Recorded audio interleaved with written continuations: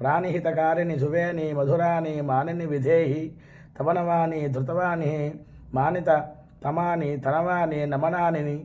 ఇట్లాగా ఒక కవిగారు సరస్వతి అమ్మవారి గురించి ప్రార్థన చేశారు. నమస్కారం, చేతులెత్తి భక్తితో నమస్కారం చేస్తున్నానమ్మా సరస్వతి అమ్మ. నీవు జీవులకు హితం చేస్తావమ్మా.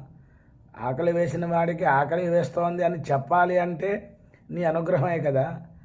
అంతగా ఎందుకు బ్రహ్మగారి వారి యొక్క గరిష్ట స్థానాన్ని నీ వాంగ్మయంతో ఆయన్ని ఉన్నత స్థానానికి తీసుకువెళ్ళావమ్మా. నీ స్వరూపం అక్షర రూపం కాబట్టి భగవత్ కథలు, కృష్ణ కథలు, శ్రీహరి యొక్క కథలు చెప్పిన మాత్రమునే నువ్వు తృప్తి పొందుతావమ్మా.